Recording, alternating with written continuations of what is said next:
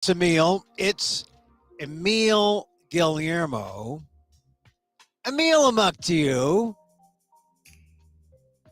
Here in my gong closet, talking to you. We're here Monday through Friday, 2 p.m. ish, I say, 2 p.m. ish Pacific. We come in, we talk about the news. We talk about, on Friday, I'll bring up Professor Dan, my friend, Professor Dan Gonzalez.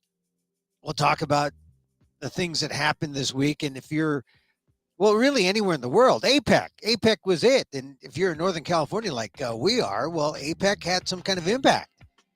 So I'll talk about Dan about that. I'll give my take on APEC, the big Asian meeting that took place in Moscone Center, where all the good stuff happened off-site, that mansion down in Woodside, Filoli, which is great. I mean, my family likes to go there to go to the gardens, beautiful gardens.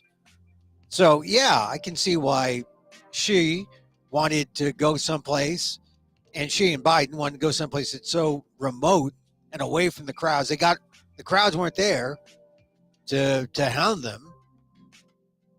But we'll talk about that. Also talk about Vermin talk. That was the beginning of the week. So we started the week with Vermin talk, and we end up with talking about George Santos. So we end up talking about Vermin anyway. And then, Thanksgiving's coming up. So I'm going to ask Dan what he's thankful for. Anyway, we're here Monday through Friday, 2 p.m.-ish or so, to talk about stuff. I am your host. This is sort of like an old-timey talk radio program where we talk about the news talk. And we don't take phone calls. That's a good thing. It's a good thing when you don't take phone calls. I mean, you can just snipe on the chat, say, hey, you're full of it, Emil, or hey, you're wonderful, or whatever. But, we just talk, and you jump on in if you wish. Just listen. Put it on your device. More people are getting news from their devices than on television. Certainly more on their devices than on radio, than from newspapers. This is according to the latest Pew survey, asking people, what's happening in news, and everyone's getting their news from TikTok. Not everyone, but it's growing. TikTok news. And I was flirting with TikTok early in the year. I've got to be full in. And one of the reasons why I wasn't full in on TikTok is because of that connection to China, right? I mean, there was that thing that, you're giving up your information, forget it. And I was always cautious. And now I'm going to put caution to the wind and say, all right, starting next week, more on TikTok, more, because that's where people are. Not that this show has ever really been about talking to people.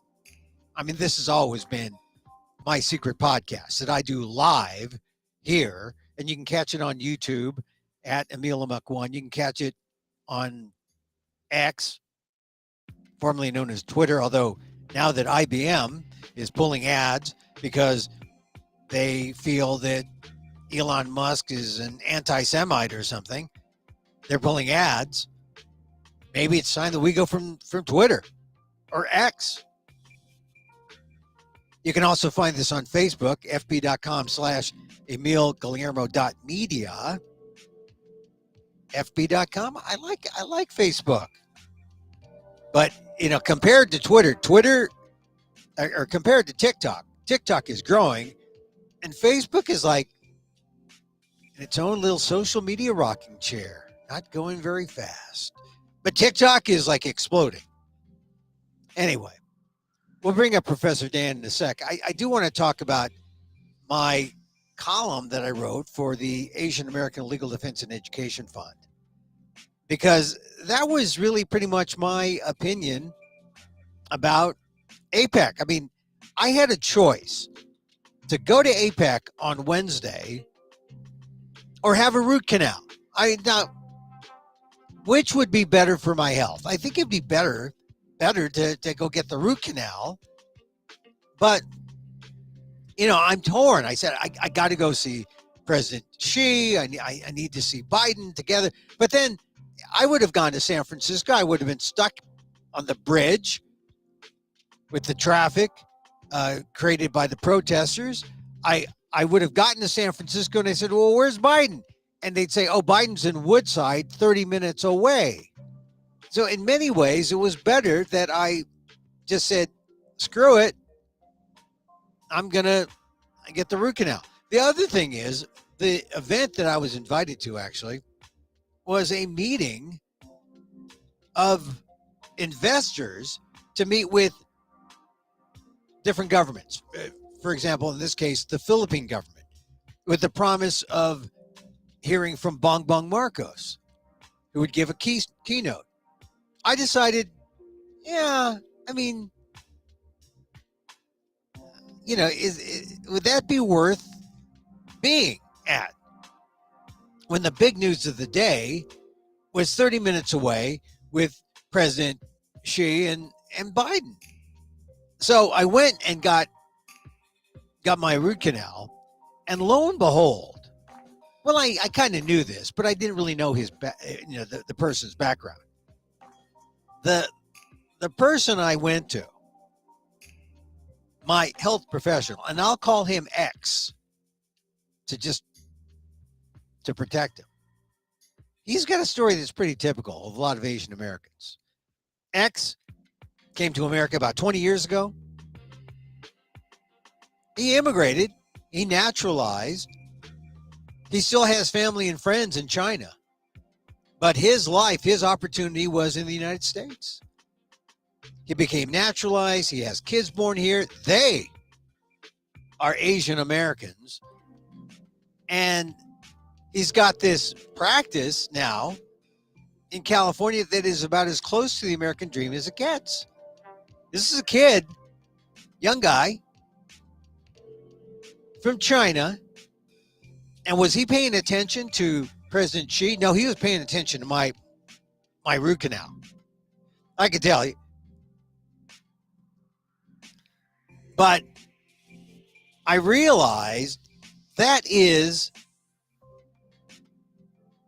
the point of APEC, because he's living his life here in the United States. Now, you could say, oh, come on, Emil, it's bigger than that. It's like corporations. Yes, it's all about big money. That's the thing about APEC that's kind of unfortunate. It's a capitalist tool. But really, if you look at individuals and you look how people have capitalized on the U.S.-China relationship, my health professional is the way we have intertwined our U.S.-China connections. And I asked later, my dentist, I mean, what do you think about Xi, President Xi? He said, I don't want the tension. It's not going to be like it was in the 80s or 90s where things were a little better. They weren't all that much better. Remember the 80s, that's when Tiananmen Square was in 89. The crackdown really occurred in 89, and now it's worse with President Xi. But he just wants no tension. He wants good relations so he can go back and forth between seeing his friends and family in China and then come see him here. He's got a business here. He's American. He's got his family here. This is how we're intertwined. This is why it doesn't make sense to have the kind of polarization that we see. And, Xi has problems in China. He has economic problems. He was coming here because he was coming here hat in hand. He's looking for businesses. There are businesses paying $40,000 to have a seat at the table with President Xi because they want to help him, but he's got to help back. Earlier this year, reports China, they were making it difficult to take your profits out. We need better relations. And a lot of it was caused by things that happened this year, like the balloon in February and August when Pelosi went over to Taiwan. That rattled Beijing. So we just needed to make nice. We needed to make nice. And for the most part, we did. Meanwhile, like the press conference hadn't happened yet. I'm just talking with my dentist, and he's saying, "Look, I want things. I want the countries to get along. I don't want tension. I'm not expecting these things to be great times, but let's go forward. Let's be better." And I got in my car, drove home. Biden made the announcement. Yeah, we're going to open up those communication lines. That's a good thing. And that's probably the primary thing. The fentanyl thing is important, but we don't know what's going to happen. Really. Trust but verify, as Biden said.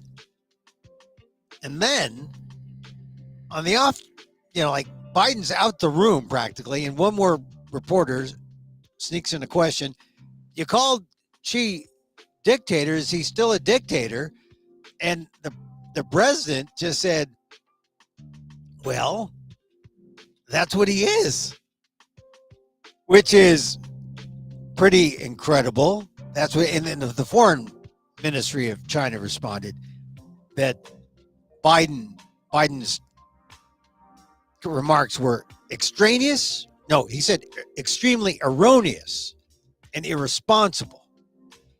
But Biden was pretty matter of fact. He said, is he a dictator? Well, look, he is. He heads a communist country, has a different system from ours. And let me bring up my good friend, Professor Daniel Phil Gonzalez, College of Ethics Studies, San Francisco State University, Professor Emeritus.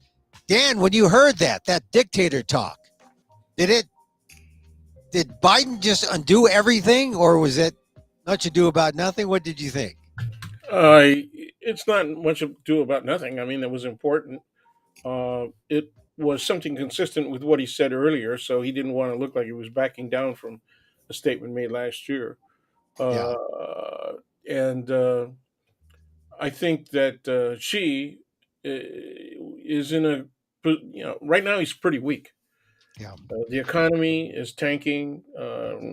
There was official recommendations that people of what we would call Gen Y and X, or X and Y, look elsewhere in the world for employment. I mean, that's pretty heavy duty, man.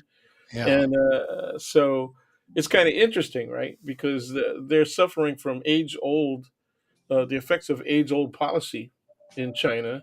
Remember the one child policy? Oh, yeah. Yeah. Yeah. And so that's had an effect that they should have been able to anticipate 20 years ago. So they're caught between the rock and the hard place, right? They're not high on immigration. Yeah. They've been really hard on minorities, internal Chinese minorities, right? Oh, yeah. Well, that was one of the source of the protests out Yeah, out, yeah, out in front of APEC. The way yeah, that China treats its minorities, and how are we, this paragon of democracy, rolling out the red carpet for a dictator? right, right. And so, yeah, she is it though. He's in a pretty vulnerable position. So he's got to come here. It's not quite hand in hand, but he certainly is in the mood for tempering down the conflict and trying to get some economic assurances. All right, Yeah. and that's where we're at. So I like it. I like the timing, and I like that Biden is the guy that's at the helm. Yeah. Can you even imagine any of the Republican leaders? I'm not saying just Trump. I'm saying, pick me the top five Republicans that you think have the capacity to do international relations. And can you try to imagine how they would handle this situation?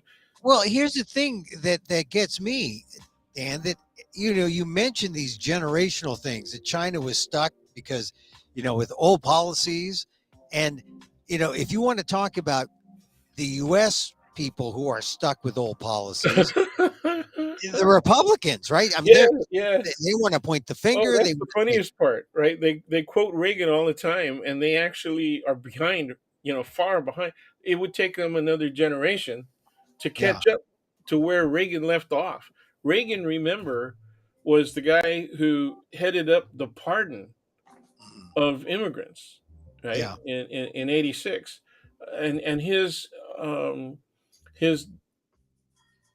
despedida speech, right? His he was leaving office was about immigration and the necessity for immigration to continue because it's something that the United States needs. It's not just a question of being liberal or woke or any of that stuff.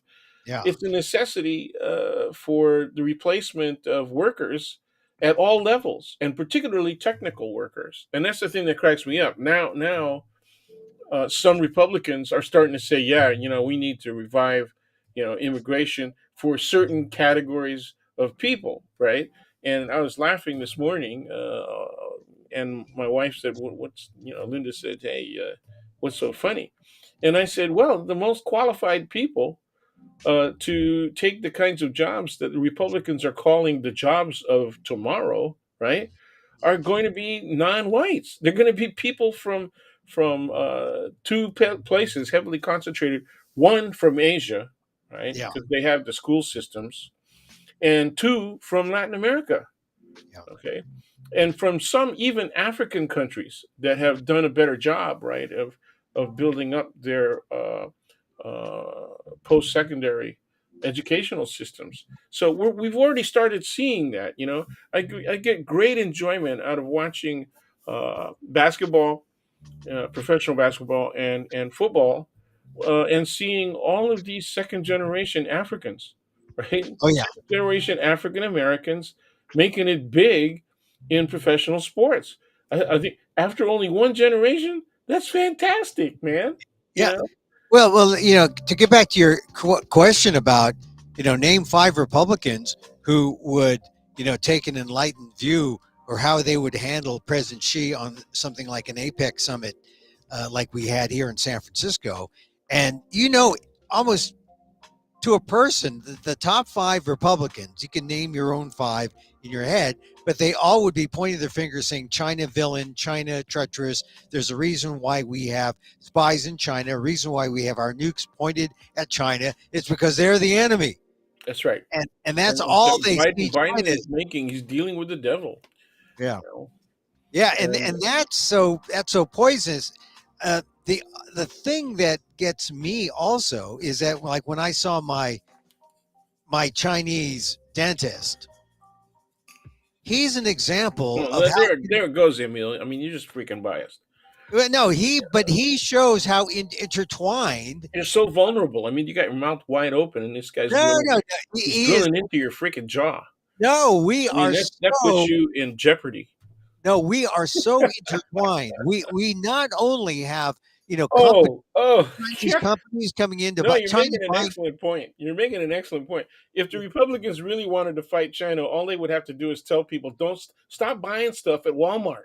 Yeah, oh yeah, Stop stop buying buying stuff. Chinese-made goods. Well, but Okay? it's beyond that though. Now we have China in the United States. They own Smithfield, meats, the pork producer, because they need the pork over there in China, Hell and yeah. Yeah. we got Chinese people here and U.S. people. We have this blood mixing. We have intermarriages in San Francisco. We have Priscilla Chan and we have Zuckerberg, right, as the Yeah, the Zuck. example of the modern Asian American, right? The mixed marriages and the number of mixed Asian Americans. Now, Well, I don't know. There's a high percentage of all of the millionaire billionaire class that are in mixed marriages yeah, I with, mean, with well, Asians. it's It's it's like you know it's okay. it's who Sometimes sometimes it's even the other way around, where the Asian is the male, right, and the Anglo or Euro person is the female. the female. Yeah, You know, that's or in non-traditional. in LGBTQ marriages, right? Yeah, Similar situations, right? yeah, I and so remember back in the day, 25 years ago, the racist state description. Oh yeah. that white gays would make was rice queens. They Oh, would use the term rice queens, you know. I don't remember Rice Queens, but I remember any kind Well, of you're mixed. just not in contact with the gay community, then, man. Well, You I'm know, kind of, I'm a kind of a cisgendered guy. yeah, you know, I get Yeah. asked all the time when they hear that I'm from San Francisco. And this is elsewhere in the country as well as in other They parts of the ask you world. about Rice Queens? Yeah, no, what they say is, oh, you're from San Francisco. How does it feel to live among all of those gay people and stuff Oh like that? yeah, I know that. How Hey, does it look, but feel? I got my gay credentials. I was in Common Threads. 5 seconds of me was in Common Thread, the AIDS quilt movie. Yeah, So that's right. Yeah. yeah. So anyway, look, I mean, but I'm serious about that. My dentist is part of this new America. We're intertwined, and it doesn't make sense to alienate, you know, 6 million Chinese Americans here. Is that how many there are? Yeah, see, but okay. You know, American racism is a combination of ignorance, right, and Yeah, arrogance. yeah, And so racism was at the core, right, of the anti-Obama attitude. They disguised everything in terms of, liberal policies and all the rest of that stuff. But the thing that was really at the core and the major motivation of anti-Obama attitude was the fact that he's black yeah. and half black at that. But he's black. But That really was what it's about. I mean, they really were upset that a black person was occupying the White House, okay, and making policy at that. He certainly wasn't exciting as a president, other than the fact that he was breaking all precedent by being who he was, yeah. racially, All right, but because this I he was hemmed in, right? He was hemmed in by Republican ownership of Congress and the courts. yeah, So, but this idea though that Asians are intertwined with the U.S. as Asian Americans, not just Asians in America, Chinese actually doing business and working here, but Asian Americans. well, what We're about the Japanese car makers? well, They I got mean, they got two big freaking plants, in the well, South and the East Coast. yeah, I'm just saying that we're a point has been made before APEC that we are all intertwined to such a degree that it does not make sense to have conflict. It does not Yeah, make sense yeah, yeah. to have a situation, and you saw in the opening statements Sure. between Xi and Biden that hey, Xi said hey the planet is big enough for Yeah. China and the We U.S. buds. We buds. And We so buds. I think Chief we're moving language toward there. translator said, my old friend. So Yeah, I think that we're was moving toward there, right? To that point, or is it still confrontational? It's still some people will want well, to make it confrontational. Also, confrontational. Hey, listen, man. When when I was an undergrad at SF State, I had to do a brief mhm, on Taiwan. All kinds of stuff was breaking loose. We're talking 70, 71, right? Chile was happening with Allende, mhm. the Philippines, of course, with the declaration of martial law coming up, all kinds of activities in China, and the Taiwan issue. Okay, if the United States recognizes the PRC is so big that they're going to have to be put on the Security Council, right? That's the biggie. That's the guys. Those are the guys that say the UN can go or not go. And so you put China in there. The fear was that they were going to pair up with Soviet socialist, the USSR, Yeah, and that they were going to forsake Taiwan. And I had to answer that. I had to do briefs on that kind of stuff on a regular basis. That's the kind of thing that was going on. And the same arguments that were being made then by one of the right wingers, not extreme, right, a moderate right winger among but the it's back. faculty, Here it who is. also was part business, right? He was also a business professor. It's the same stuff that they're arguing right now. Yeah, Okay, it's yeah, exactly the same stuff. So yeah. we're talking about 55 years later, these people are making arguments that come out of the late 60s and early 70s, you So know? what is going to? I mean, I would like to think that as we realize our connections are far greater, especially our blood connections. I mean, this dentist I saw who did a better job taking the sickness out of my root canal than I think Biden and Xi did getting the sickness out of their relationships. Although they We're are, gonna have to they- compare who your dentist is because mine was also an Asian. yeah, yeah, Okay, yeah.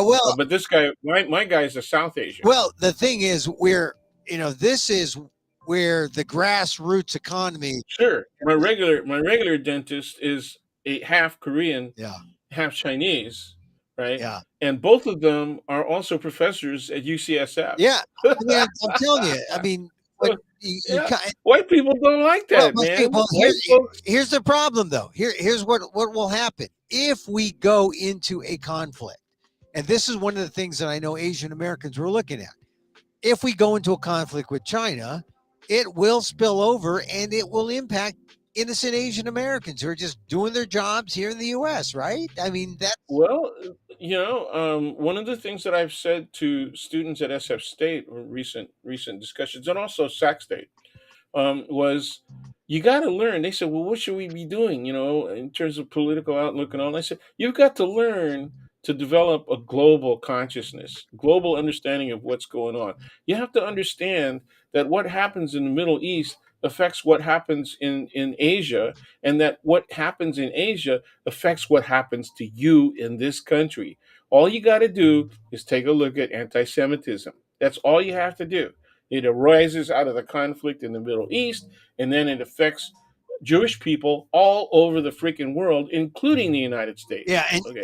and you know what came out the other big thing to come out of that press conference that President Biden gave, because she didn't give a press conference, he gave a speech to the business leaders, and there was no joint statements between the U.S. Oh, you mean the one that Elon attended, your buddy? Yeah, well, he's not my buddy, but all right. So we have Biden. Biden. So you're not going to buy a Tesla? Yeah, no, I'm not buying a Tesla. We got Biden. Yeah, me We either. have a Biden at the press conference. Mentions the fentanyl thing, which could be good. Yeah, You know, big I time. mean, it's Well, but that goes through Mexico, right, but I mean, but a little bit through we Colombia. still have to trust and verify what if China's going to do it.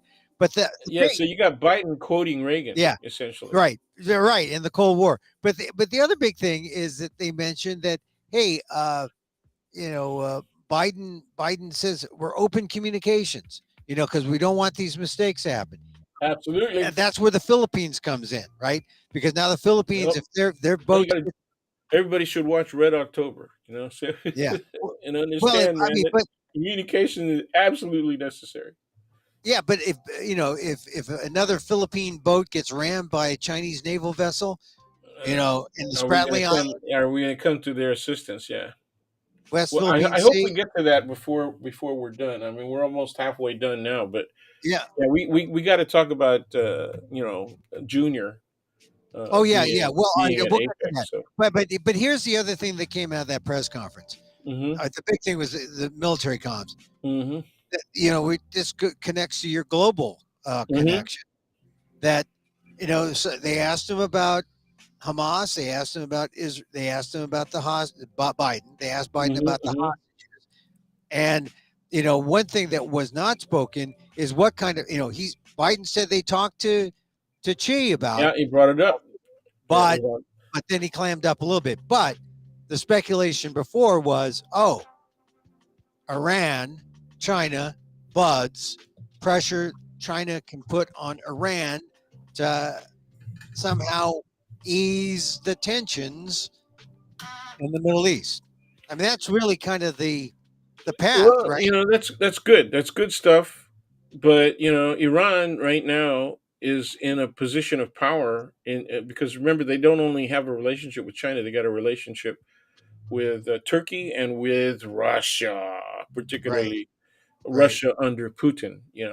Well, China So too. China too. I mean, they're sure, all playing in the same they're all sand. players. They're all players, but China has a greater degree of, let's say, independent kind of action, the potential for independent action, and Mhm. also for critical action against Putin. They have a greater ability to do that. Their potential power in that relationship is much greater than Putin's power. Putin ain't well. I was going to say ain't stuff, but. Yeah. Well, all Different right. So, word. what do you think? If China can China be a player in terms of pushing Iran toward more Absolutely. peaceful? Absolutely. Yeah. You know, Yeah. no question. No question. You So, know, all right. remember about 2 weeks ago when you asked me what has to happen to signal Israeli uh, position that's more consistent with resolution of the conflict, the age-old Palestinian versus Israel conflict. Yeah. And I said they got to get the settlers out of the West Bank. I just heard yesterday, and I'm trying to verify it now, that that's one of the things that people have put on the table Yeah. is that the settlers got to get the hell out of the West Bank, and Well, everybody's pushing two-state solution, right? suddenly, The suddenly, EU is pushing it. yeah. I think the US is going to push it harder. Yeah. So the whole world is looking at this situation and saying, "Look, man, that's the way that we have to go." Now, see once again, 55 years, dude, right? Yeah. Since the 67 war, Yeah. 56 years. Well, it's this is why we have forever wars and forever Hey, arguments, right? So, all right. So, Iran, they'll get in it. So that's the importance of they're China. really arrogant right now, though. They're really arrogant, and they've got all those connections, not only with Hamas and Hezbollah, but they've got connections all the way across the world with quasi Arabic, political groups Yeah. Well, that want to, now what is Christopher Wray talking about? The encouragement of domestic terrorism, not just oh in the yeah, United States, but across all of the Western nations, right? yeah. Well, look, and that's one of the things happening. The wars come here in a big way. We'll talk about the campus thing in a sec. But I do want to talk about the latest stuff happening in the Israeli Hamas war, especially in Gaza, because the reports are becoming uh, more even handed in terms of we're seeing a lot more. They're not necessarily pro Palestinian, but they show what's happening to the Palestinians in a way that you cannot ignore this and you can't come away from this saying that is the IDF, is Israel suddenly uh, disproportionate in their response, after the terror attack. And if the more of these kind of, I saw a report where, some Palestinians were trying to escape, trying to get to the The hospital in South, yeah, get the down in it, yeah. and they got shot. One of them, was shot dead, and it's a gruesome scene. They're showing it though, and it's not all one sided in these mainstream, Western, news organizations. A friend of mine said, "Oh, you better see Al Jazeera. That's more. That's more, uh, less Neutral. biased. Yeah, Yep. more neutral." Yeah, a little But more neutral. I saw something on CNN that was just heart wrenching to see what's happening to Palestinian families, and you see, Well, did you see the pictures of the preemies? oh The yeah, the, I the saw the premature pictures of babies? the babies. Yeah, That was sickening, man. yeah. I I mean, mean, they're showing more of those, and I'm thinking that the more they show of that, number one, pro-Palestinian protesters will be inflamed, which they have a right to be. But number two, it's going to change the positions of people who were pro-Israel to move toward ceasefire to the point where if you call for a ceasefire, you won't be able to tell if you're pro-Palestinian or pro-Israeli. You're yep, just pro-peace, and yep. the only way to get to pro-peace is a ceasefire. Yeah. Well, the Israeli argument from the right, of course, Yeah. and The and right, it's yeah, and the right wing has been exposed. The yeah. right wing in Israel has been exposed the last couple of days. So, If frankly, if people had even been watching mainstream news media, not the cable news media, but mainstream antenna news media over yeah, the years, you could yeah, clearly see the attitude of the Israeli right.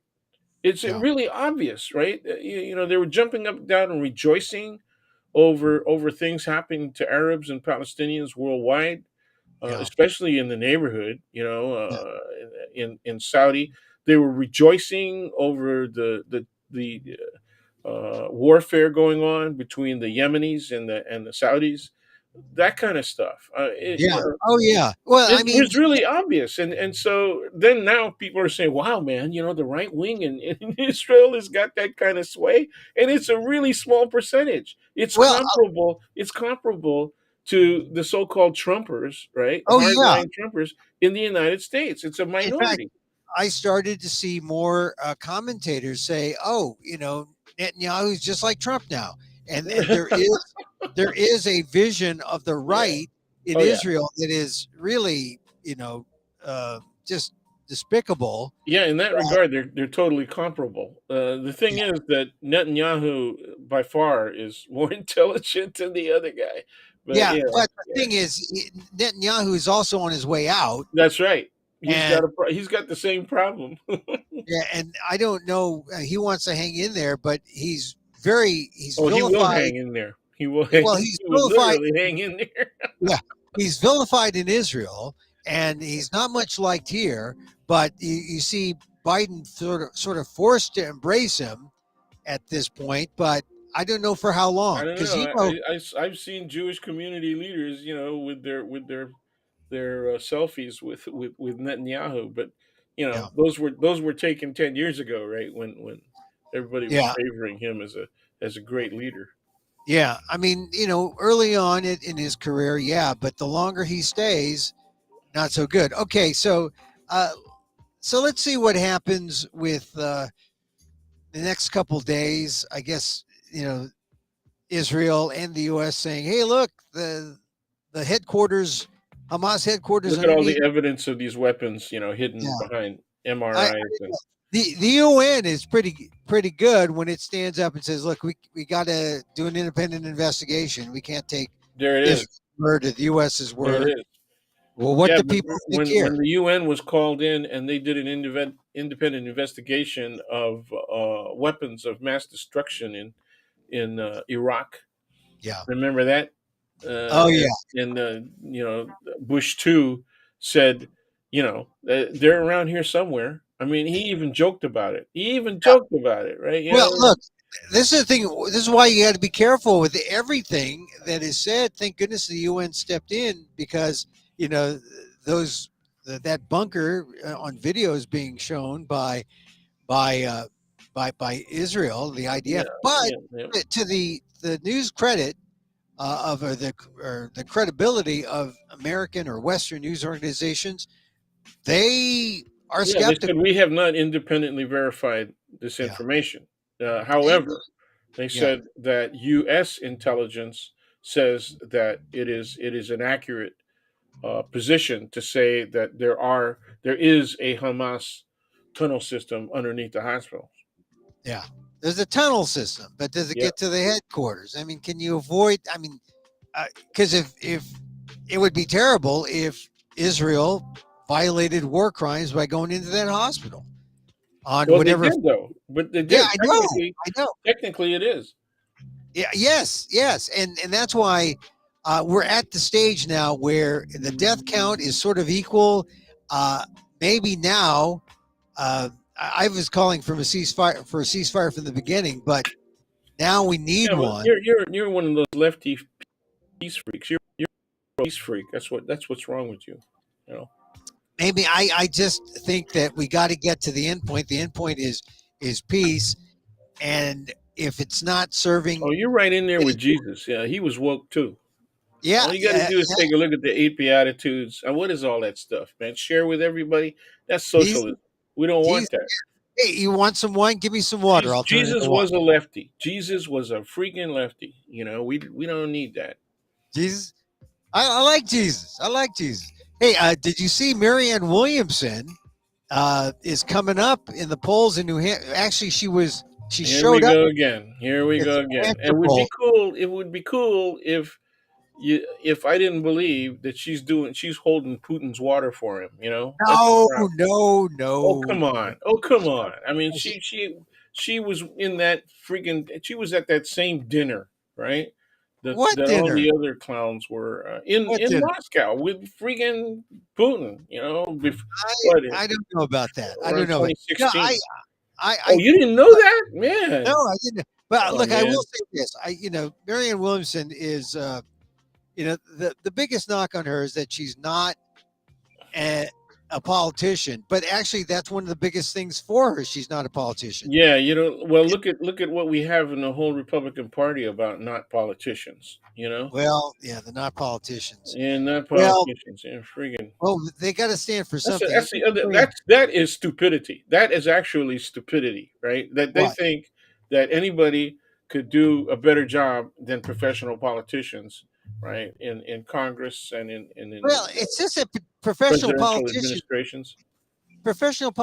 haven't done anything to shore up that lack of confidence that people have in them. That's the That's problem. because they want to see Biden as an old crusty dude that can barely walk, and they look at his physical limitations and they equate that with his mental acuity and Yeah. his political Now, ability, I and have to. they're way off the wall on that, Yeah, right? I think that Biden did well. Although I have to say, when at that press conference toward the end, he's going to be 81 on Monday.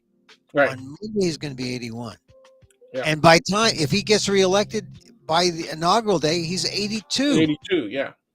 And I don't know. I just pray. I hope he adopts a vegan diet, because I think he'll live longer with a vegan diet. We should ask. We should push the issue, man. We should push the issue. No, he needs to be vegan. He needs to be I vegan. mean, we laugh, but I mean, there is legitimacy to that. Oh, of You course know, there is. I don't know if he's practicing yoga, but he should do that too. And then he can have the secretary of yoga. He Yeah, can have he's got to take yoga and tai chi. He's got to do some tai chi. Yeah. Of course, then he'll be criticized as being um, woke and Asian. Yeah.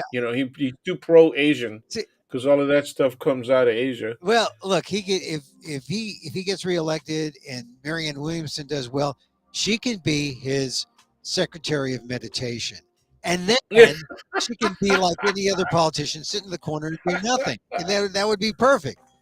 Oh yeah. Oh yeah. I Yeah. like Marianne Williamson. I hope she has a good showing, but I know that America isn't ready for her. But I think that there are some who are saying, look, Well, I'm not American. I'm not ready for yeah, her. okay, all right, look, look, before we were talking about APEC in the Philippines, I did not go. The only thing I was invited to was a thing about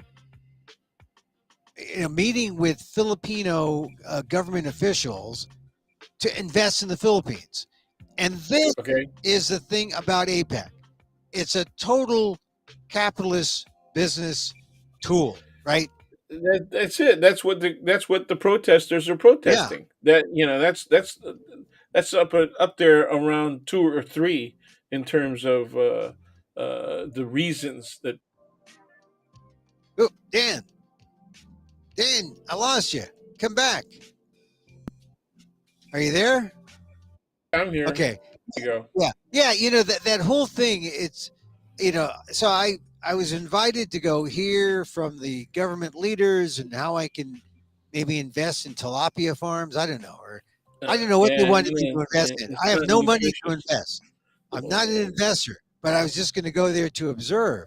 But I realized that these are people who weren't going to heed the call to be kinder or gentler or better to the Filipino people or better to their citizenry or anything like that. This is a big business meeting. Yeah, we just want to make money.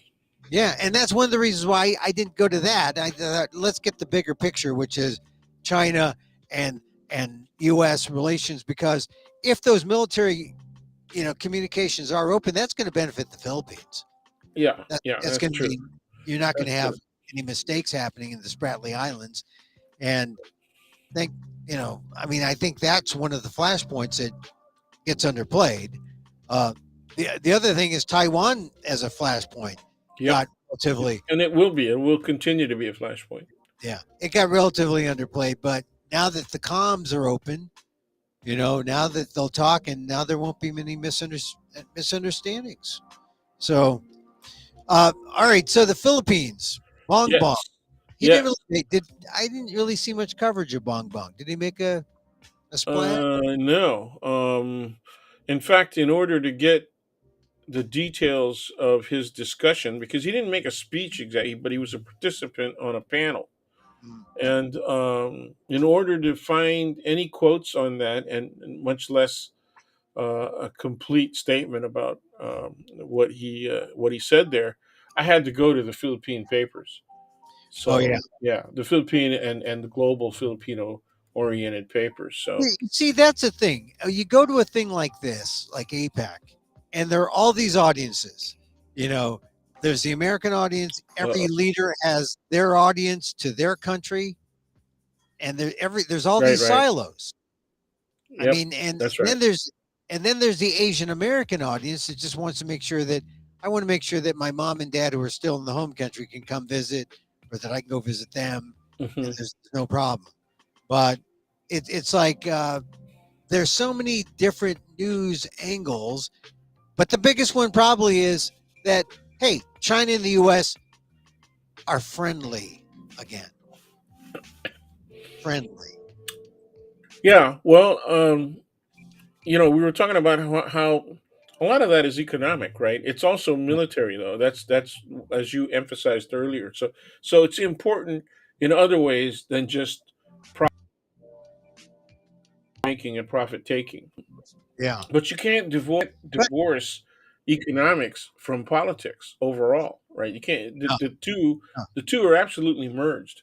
Um, Well, I yeah, got a quote from Mr. Marcos Jr. Ferdy Jr. If you'd like long, to hear it, long. want me to say it?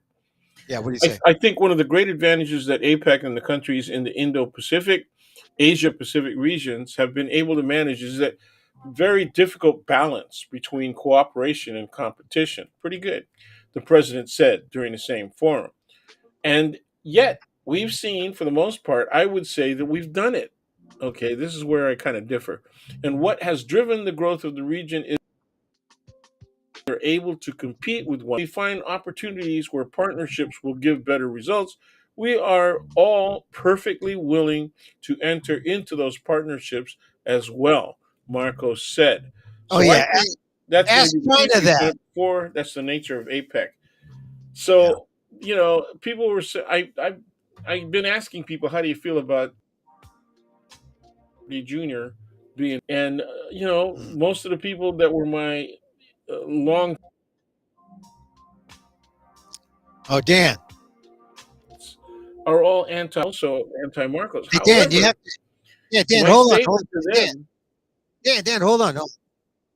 Hold on, Dan. You got to repeat yourself because you kind of the oh, text okay, I stuttered. broke up. Yeah, Yeah. he is saying something about cooperation that is really strong, and I asked people how they feel about it, and of course, they're at their core. Most of my contacts are anti Marcos. They were anti his dad, and now they really question the leadership in the Philippines. The beginning, since he got elected, all he has to do is not screw up. That's all he has to Yeah. do. And so far, the left and the anti-Marcos critics in the Philippines have very little to say other than the big arguments about people still being poor, right? Yeah. And while people at the top are making money and enjoying a lavish life, there's still a lack of support for the majority of the people, and 80% of the people still exist at below the international poverty line. You know. Yeah. I mean, this is the thing about Marcos. He's there. I mean, Duterte has enabled him to be there by really pretty much absolving the father, burying him in the heroes cemetery, Yeah. and once that happened, it was like just don't screw up, bong bong, you know. Yeah. And they're not trying to screw up, although there's still a lot of open issues. Like, what about all Oh, that money they yeah. lose? What What about about all that? Well, yeah. You yeah, know. and that's not really being answered. And then Duterte, I saw some reports saying that Duterte's not exactly uh, you know uh, enjoying Enamored. Yeah, and there's a lot of negative things about Duterte the last week or so, and so I think that puts Marcos is in a good position because now he's back in the same way that his father was with Reagan and Bush. They're very cozy with the U.S. They need each other, and and China knows that the Philippines is little brown brother, so they shouldn't mess. They shouldn't mess anymore. So I know Yeah. there's a positive, net positive there for the Philippines. It's interesting that you mentioned Little Brown Brother because I just discovered my copy. I have an original copy of the book. So Oh yeah, yeah, yeah. little brown brother. I mean, it's just well. All right, so now let's talk about the protesters Okay, once here we go. briefly because if you take APEC as a capitalistic thing, you know then there's a lot of reason to protest APEC. Absolutely. and and you saw people out there talking about free Tibet. They're talking about the Uyghurs. They're talking about why you're rolling out the red carpet for a dictator. You're talking about people who wanted pro democracy in Hong Kong but got shut down. Right, I mean, there's a lot of reasons why we shouldn't play with the butchers of Beijing, right? That because that's who these guys were. right. The Butchers of Beijing or Nanking. Well, the butchers of Beijing from Tiananmen Square, but Right. you go And back then to the Butchers Nanking of too. Nanking from the World War II. Yeah, but I mean, Um, but the butchers of Beijing, that was a Bush phrase. Bush used that's true. That's true. that That phrase. that No, was right up there with the evil empire, the Reagan yeah. phrase. So it's funny. It's funny how the right suddenly, you know, well, I guess they still are anti-China. I like your expression. Yeah, go ahead. The right Yeah, is what? you're frozen. I said the right is still, anti-China. Oh yeah, sure. Yeah, That's one of the things. They try to be consistent about things like that, and so that they're anti-immigrant, right? They want restrictions on people coming in, and then they're anti-China. But then the odd thing is that they seem to be neutral or pro-Putin, right? yeah. It's really crazy. Well, definitely Trump is pro-Putin. Well, a lot of the Republicans don't want to send assistance to Ukraine, so that's indirectly pro-Putin. Yeah, yeah. And then, and Trump likes to say how buddy buddy he was with Xi, and that's at odds with some Republicans who think China's the big enemy. Yep, yep, yeah. No, I really the fact that we haven't even talk about Trump. I mean, he's becoming self-damaging from a legal point of view at this point, But and he's so still the number one guy. He's still the number one guy for yeah, Republican. but your Nikki, your cousin Nikki, Oh, my is cousin is Nikki. Yeah, she's moving up. She's moving up. Hey, I that's a compliment, dude. That's a yeah. compliment. She's Look, the most intelligent thing on that stage. yeah. You know, Well, I mean, Christie's good too, but I love the fact that he went. When they were in Florida last time around, he just chewed out the audience. yeah. Well, He just went. if That was if cool. Christie drops out, a lot of his support goes to Haley. Haley, yeah. So Trump, Well, Scott dropped out, and his support went nowhere. yeah, well, yeah, Scott. That shows you nice guys don't win.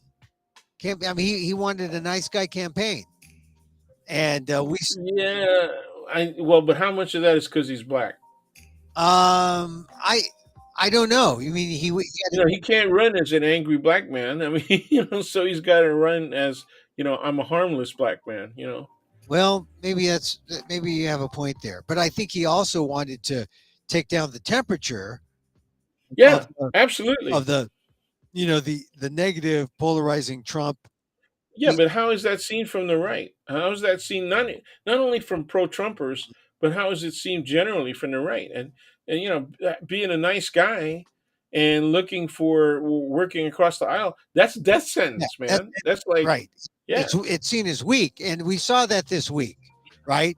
Trump last absolutely. Saturday using the Vermin talk, which historically Oh is man, racist, wasn't that exciting? and then he had Ramaswamy the other day when he talks about San Francisco and the homeless, and he talks about Gavin Newsom moved the Vermin. You know, this is Ramaswamy talking, right? So he's falling in the polls. But then you had Yeah. the mixed martial artist Mark Wayne Mullen, wanting to duke it out Oh with yeah. the president, and you Get your had butt up. yeah, and then Get you had your butt up. Burchett, saying, "Hey, Kevin McCarthy, gave me a kidney punch." So I mean, we got Yeah, he must be short. yeah. Well, I Kevin, not in order to hit him in the kidneys with his elbow, he would yeah have had to stoop to yeah. do that. Well, I what's mean, the funny is guy. like you Does could he? Does get your Burchett elbows know bent. where his kidneys are? I mean, Well, here's the thing, Dan. What do you think about it's?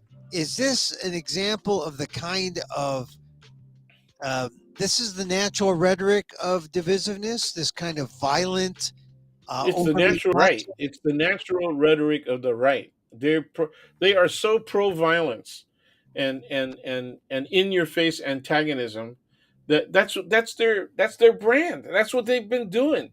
They've been doing that since Nixon, man. Yeah, There's always an element that's pro violence and threatening, and then it just kept on surging, and it changed through the years, and it got worse. And yeah, it got worse because of Trump. That's true.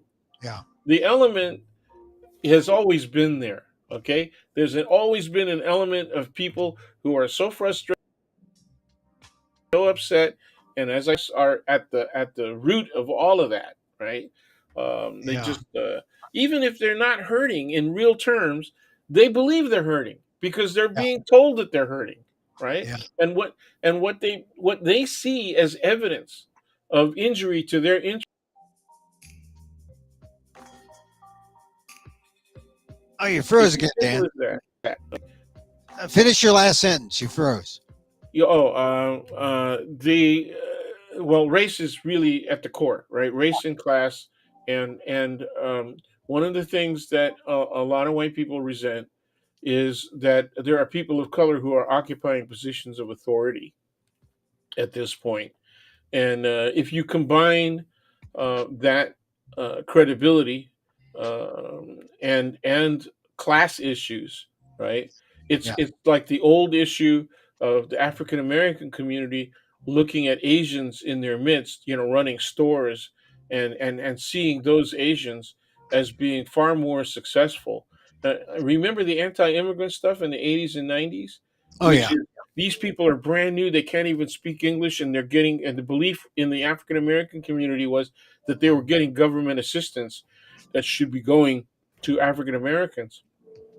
That people are already here. We're yeah, real Americans, and so there was a nativistic, anti-Asian attitude, and we're that's really popular. And so you had African Americans taking on the position that has long been occupied by white Americans. yeah. In Well, terms of their anti-Asianness. I really think that it's probably coming back again toward Asians, and if with the embrace of Chi, a lot of people don't like that.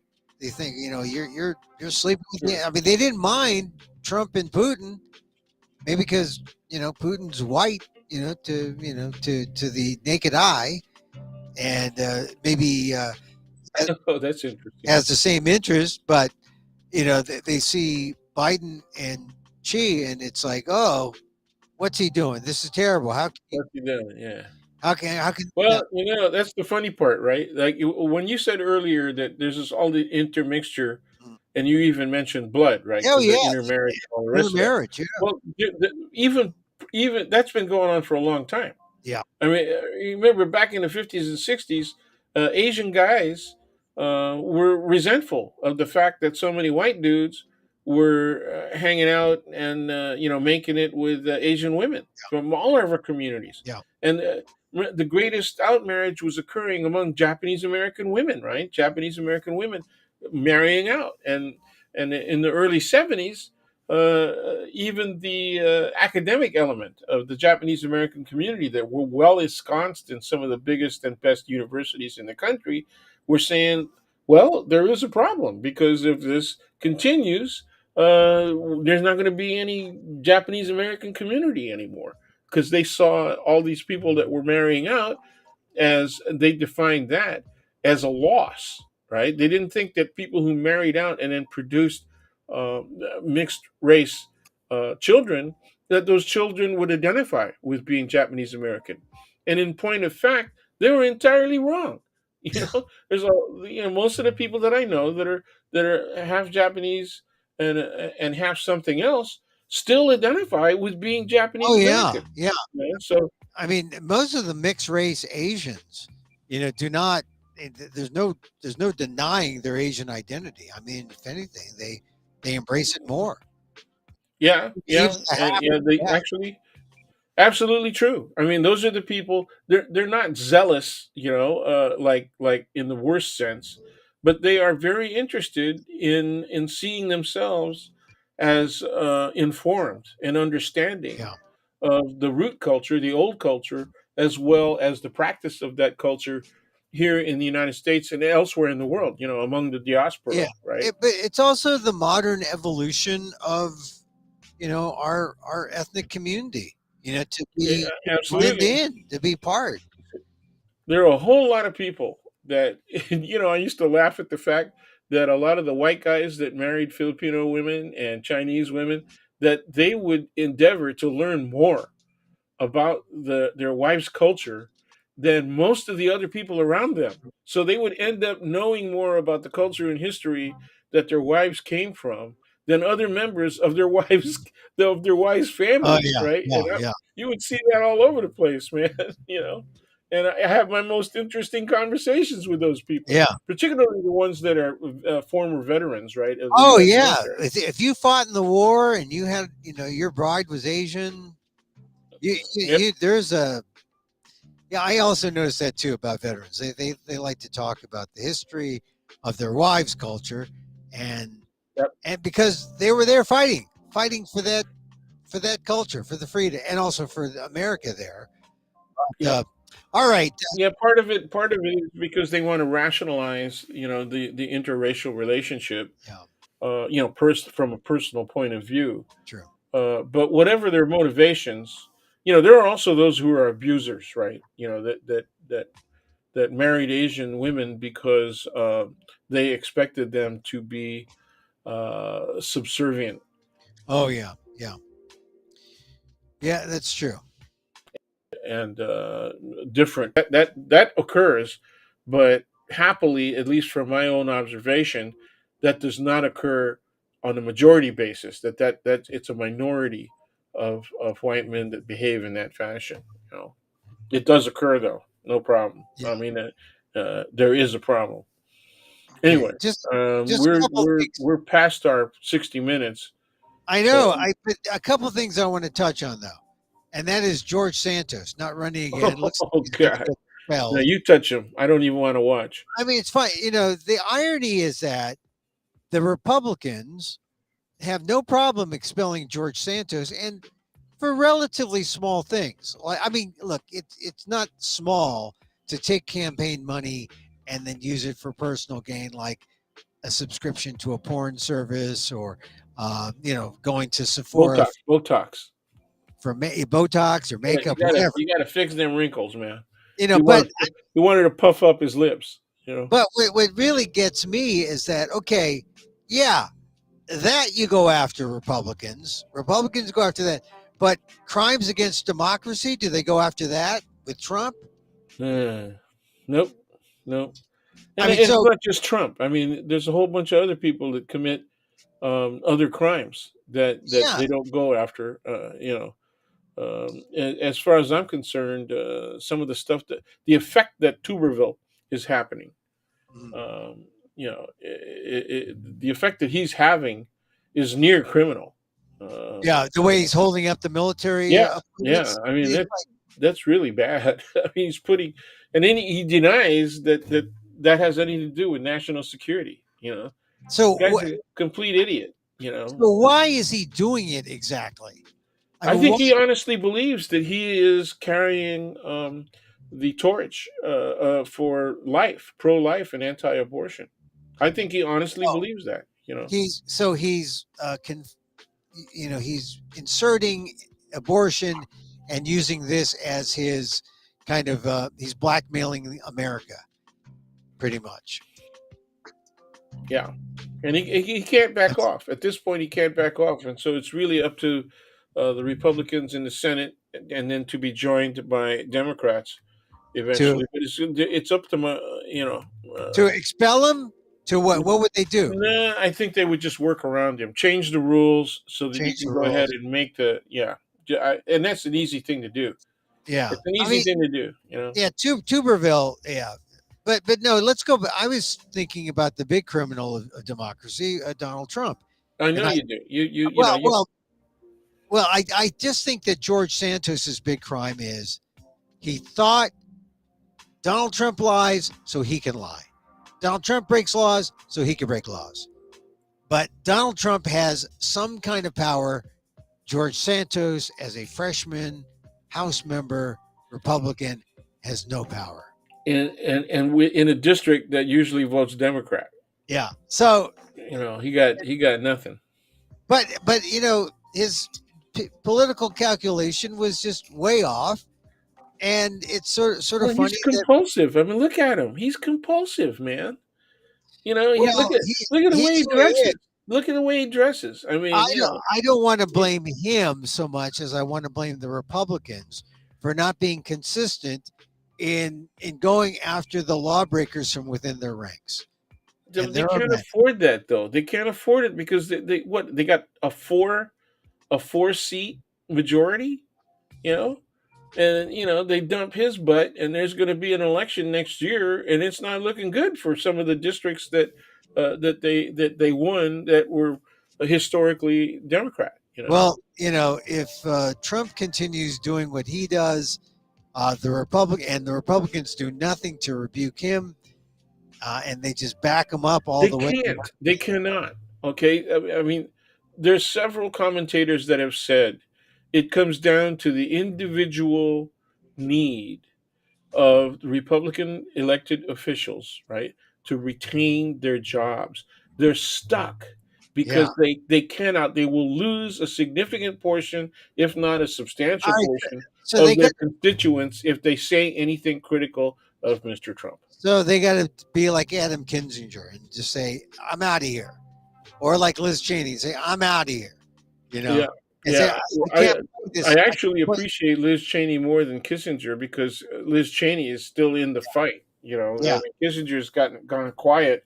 Liz Cheney Yeah. says, "I'm gonna run for stuff." She's still gonna. Kissinger's, he's taken the low road, which is the media. Those of us in the That's right. media know that it's the low road, but it's a road. It's a road out there. It's a Yeah, road. yeah, Okay, all right. So enough about Santos. He'll be gone soon enough. Uh, yeah. One last thing. Uh, this news is broken because a person in a podcast, sort of like this, started saying Carissa Thompson. She's Oh a yeah, yeah, yeah. sideline reporter, I made and stuff she up. said that in the early days she made things up. Which sideline reporters are still doing journalism. It's still important journalism for the people who are your audience. They want to know that you're credible and trustworthy. But she said she's made up stuff about and to some degree it's like, oh, what's the coach going to say? Well, we're going to look at what we did the first half and come back fighting. I think she made up something like that. She didn't attribute any words to anyone, so she didn't put words in anyone's mouths. So she just talked generally, but the admissions came out in a podcast conversation, and then she backtracked it in written statement saying, "Hey, this is what I really meant. I didn't really make things up." I don't Yeah, know. that's I because she got I all think kind it, of back. Yeah, she got I she think got it's sad. backlash. I think it's sad because women and minorities have been fighting There for you journalism go. There jobs, you go. and I've lost jobs to white women. I haven't applied for sideline reporting jobs, but I've lost jobs to white women, and in the jobs that I did compete for. And you know, she Carissa Thompson did a disservice not just to white women, but to all Yeah, people who aren't to included, journalism generally, and yeah. journalism in general, and also to people who don't get a shot. They don't get a shot. Well, She then the got a question shot. is, how long is Fox going to, hire her or pay her? So she's on Fox and Amazon Prime, right? She's yeah, Amazon for Prime Sports, yeah, the Thursday night football game. I yeah. think it's terrible. They'll probably let her slide and then maybe not renew her contract. But it's a black eye. It's a black eye to everyone who has You not been know, part of the majority don't you wonder situation. don't you wonder what provoked her to make the statement in the first place? She was just. Like it seems like maybe somebody was going to hurt her with it, and so she Uh, beat him to the punch by saying it. I mean, it doesn't I make don't sense to me that she would do that voluntarily. I saw her do it on a podcast, just say it. It sounded like just, girl talk. She was talking to another female reporter.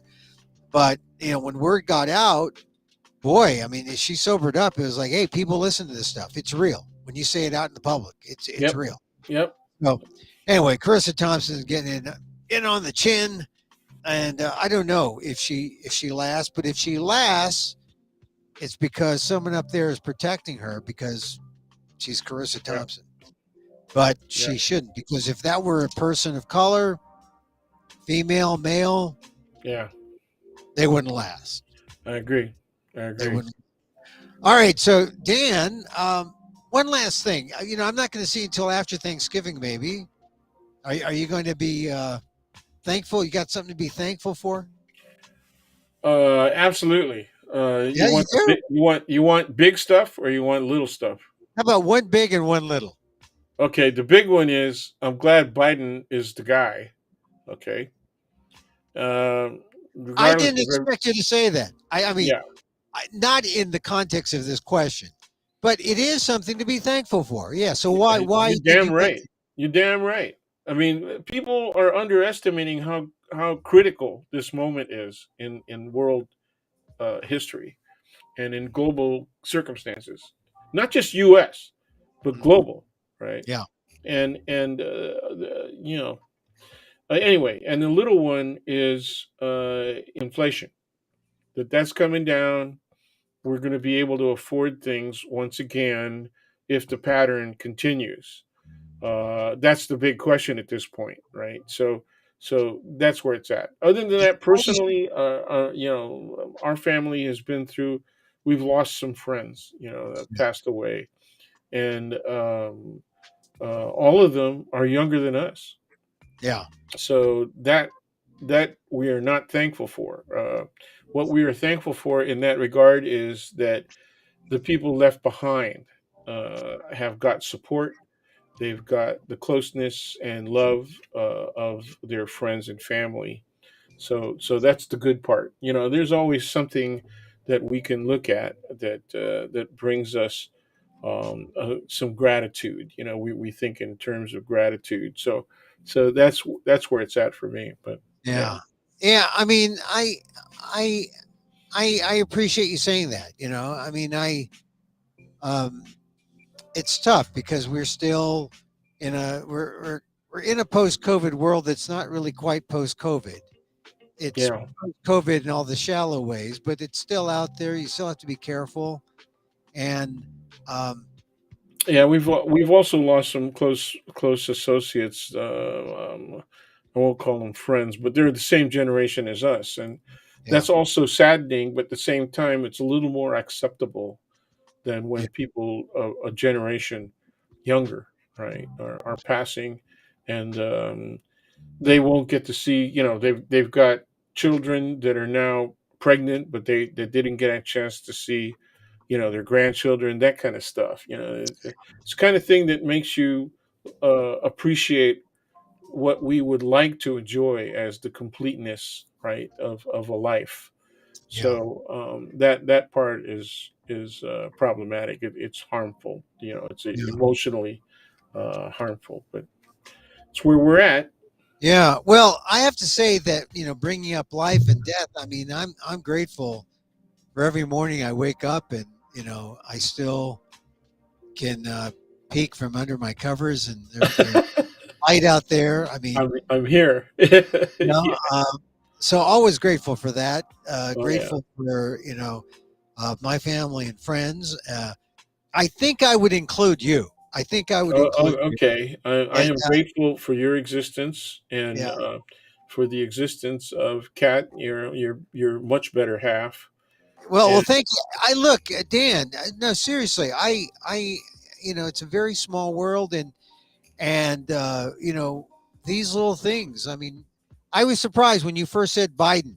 It is important though, because these are important times, and we it's a need people biggie. in charge. We need people in charge who can be in charge. Yep. Yep. And I think the APEC conference, the APEC meetings, I think showed that he can still do it. He's been showing that consistently for a while. Yeah, Uh, uh, and he has some of the instances. I think even in his dealings with Netanyahu, oh yeah, yeah, people criticize the hell out of him because he looks like he is supporting Israel and Israel's genocide of Palestinians. And the reality is, he has to say, we believe in the existence of Israel, but then privately, I'm sure he's all over Netanyahu. yeah, And then, I like the slow mo renditions of the bear hug greeting, yeah, right? When Netanyahu, grabbed him literally, and you could see the discomfort on his face. I mean, you could really, I would love to play poker against Biden and make some big bets because I think I could take him. But, yeah, but because he wasn't looking poker faced when that happened, man, he was yeah, looking like, oh man, do I have to embrace this clown? Uh, yeah. you know, Well, that's the thing, and I know that people in Israel love Biden. Not yeah, so they great, do actually. Yeah, that's what. not crazy about Netanyahu. Yeah. Probably everybody except our old friend. No, no, our old friend does not like Netanyahu. No, Yeah, he does not yeah, like. but does it? How does he feel about Biden? Oh, doesn't like Biden. I Yeah, don't, that's what I'm I saying. don't know. I don't think he likes Biden. All No, right, listen, Dan. All right, so you go have a good Thanksgiving, and I'll talk to you maybe on you Friday too. night. You And too. Yeah, yeah. I think we're good next week. so, Yeah, I try to keep Friday afternoons open just well, for great. you, Well, and we for want our to hear. watching audience. We want to hear what happens to the I mean, we just want to like get the take on what happened for the week or to the week, and Sure, sure. and And so we'll all we'll right. talk about it as Indigenous Peoples Day, and uh see and take that angle and see how things are is it going. Indigenous Peoples Day the day after? Yeah, Oh, okay, we'll talk about those indigenous peoples. All yeah, right, all yeah. right, Dan, there he goes, my friend Daniel Phil Gonzalez, professor emeritus, College of Ethnic Studies, San Francisco State University, Asian American Studies, Filipino American Studies.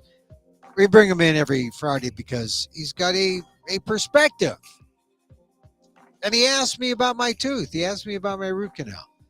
Go to my column at ALDEF, Asian American Legal Defense and Education Fund, aldef.org/blog. I talk about I had a choice, go to APEC or have a root canal. Come on, it's a health matter. I mean, China and U.S. relations are sick, but your tooth and the root canal of your tooth, that's sicker. You got to get the infection out. I took care of that. I'm happy I did that. Still was able to understand everything that went on at APEC. And so go see my take on the Asian Asian American Legal Defense and Education Fund. Because my dentist was an Asian American from China who said, we don't need the tension. We don't need the tension. We don't need the tension. Everyone wants us. Everyone wants China and the U.S. to get along. We should get along. But we also want China to act well in fairness toward Tibet, toward the Uyghurs, and that really didn't come out much, except in the protests. We want him to treat the people in Hong Kong, the anti-democracy folks that he pretty much smashed down. But I think Biden is right when he said, hey, look, do I call Xi a dictator? Well, he is. He's got a different system there. It's not a democracy. And that is no small thing. So APEC is over, and our show is over for the week. So, look, I'll be replaying the show. If you're looking for other things that we do, I have this great interview with Professor Theo Gonzalez of the Smithsonian, talking about his new book about 101 art, historical, cultural objects, Smithsonian 101, 101 cultural, art, and historical objects. It's a good book. And if you can imagine Asian American history in 101 objects, he does it in that book. And we go over that interview. You can catch it on YouTube at Emil Amok 1, EMIL AMOK 1. Also on YouTube. Let's see, YouTube, yeah. All right. Facebook at fb.com/EmilGuillermo.media. Also on Twitter or X. Although I did get into this with Dan, but now that Elon Musk has been called an anti-Semite by IBM, they're not going to advertise on X. I mean, it's about time to bail on X. I barely use it, but I put this show up there. So X at Emil Amok, EMIL AMOK. And then, of course, you can go to my website, email me there, amok.com. All right, we end the show with a little meditation. Like that meditation. Loving kindness. Yeah, do you see Marianne Williamson's coming up in the polls in New Hampshire? Although Dean Phillips has catapulted over. I think he's got a few more points than her. I don't think it's necessarily fair. I think there's been a blackout on Williamson. I think a lot of people are biased toward her. I think if more people like her are heard,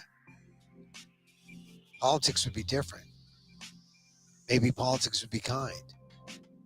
If politics were kind, maybe the policies would be kinder. When I say politics would be kind, I mean mostly the rhetoric. But if we were just kind in general, maybe the policies would be kinder. All right. Listen to the show. We'll have it on the weekend replay. We end with our meditation. It goes like this. And so as I wish for me, I wish for you. May you be safe. May you be happy. May you be healthy. And may you live with ease. Emil Guillermo here. Till next time. Mahal